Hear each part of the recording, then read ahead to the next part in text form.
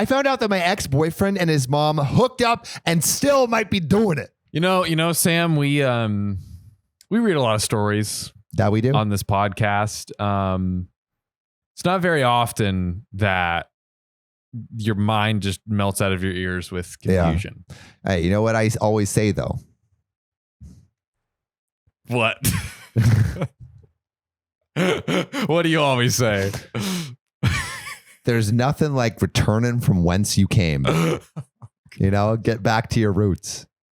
You know, back to the origins of things. Yeah. You came out. Why not come in? Why not go back? I could just see, ladies and gentlemen, I could just see like Sam's gears turning his brain, just trying what do I want to say right here? What are the words that I want to utter out of my mouth right now? I think there should be a sign that says, "From whence I came, to which I come." Yeah. To which, yeah. Yikes. I used to have this friend. We'll call him Brian. He and I dated when we were in 7th and 8th grades.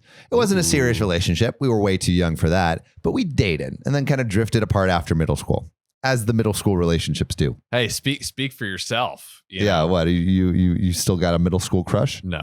My heart was broken. Broken, never to return. One week during senior year of high school, he just sort of disappeared. Gone without a trace. Nobody seemed to know what happened. He just dropped off the face of the earth. His best friend had no idea and couldn't get in touch with him.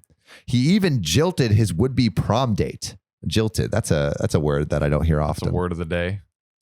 As you can imagine, there were a lot of rumors, everything from him dying to him going to jail, etc. But the big rumor that got passed around the most was his dad caught he and his mom en flagrante. I've never heard that either, but I guess they were doing it. Boning. I'm going to read that again just because, I'm going to say boning. But the big rumor that got passed around the most was that his dad caught him and his mom boning. You know, that is the first thing that like middle school or high school kids like would spread. What do you say as a dad to that? That a boy. Doing it how I taught you. Bro, that I would be speechless. Yeah. I would know what to do. I don't know what you do. Do you get mad? Are you just confused? I don't know. That would break my brain. I think you need to just like get in the car and like drive away and just like stew. Think. Yeah, fuck, bro. I thought it was just a dumb rumor because it's obvious to see why that sort of rumor would be popular, even if it wasn't true. Plus, I knew Brian and his mom, and it just didn't seem likely. They weren't a really good fit. Yeah, you know, like they clicked on some things here and there, but they were in a full mesh. Yeah, you know what I mean? Mesh. She was ENTIJ, he was INTJ. It just didn't quite match up. That's her fucking son. They were very normal, upper middle class, not like toothless rednecks or anything. Oh yeah, and who does that? Going to jail for murder seemed way more likely than that. Yes, I would agree. Anyway, after college, I moved into a really tiny city in a rural area. After college, I moved into a really tiny city in a rural area halfway across the country, literally thousands of miles from where I grew up. The reason being because I effing love the mountains and also nobody can afford to live where I grew up anymore. This weekend, I went to Target in a different town that I don't usually go to. And guess who I saw there? No. Yeah. No. Yep. And they were acting, familiar.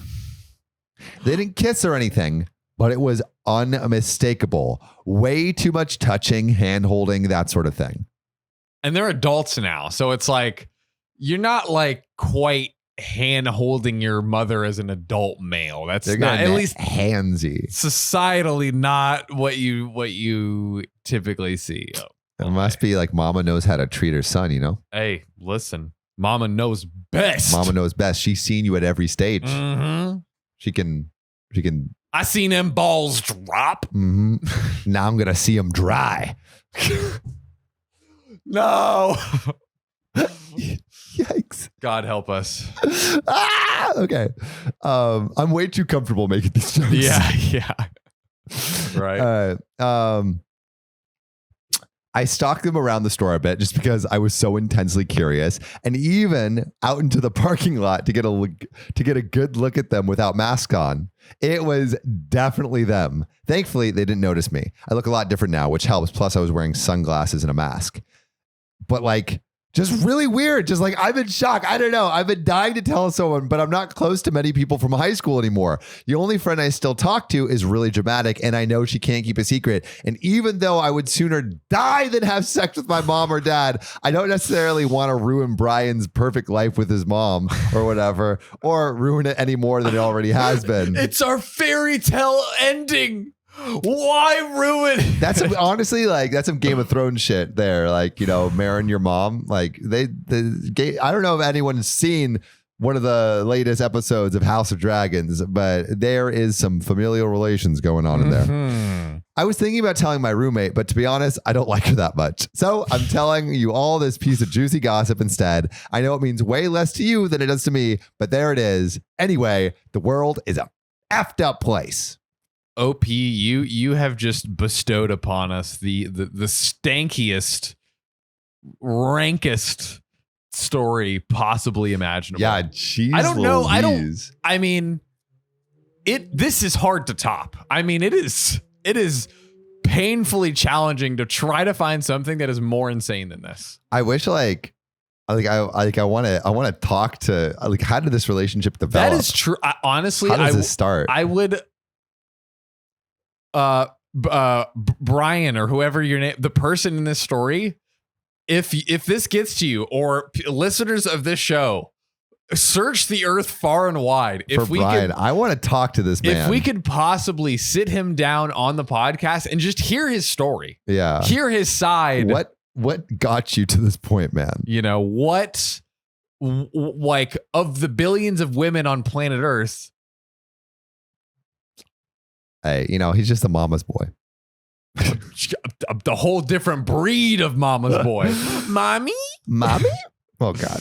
Today I effed up by drinking water that gave me kidney stones. That don't sound fun. Hey, don't get stoned when drinking that water. I gave myself kidney stones by drinking water. So I'm 35 and I go on this health kick. I'm trying to slim down my dad bod to rad bod. Ooh. I drink a lot of water because I do HVAC outside. What's HVAC? I think that's like air conditioning. Okay. Like. Of late, I've been drinking water with high alkaline. So pH 9+ stuff, Smart Water, 7-Eleven water, you know it. Because I'm lazy, and also because I lack ice and the space necessary to cart around a barrel of fun. 80s throwback. I don't even know what that means. So I noticed some pain in my lower back on Sunday. I thought it was muscles, the whole new workout, get fit kind of deal.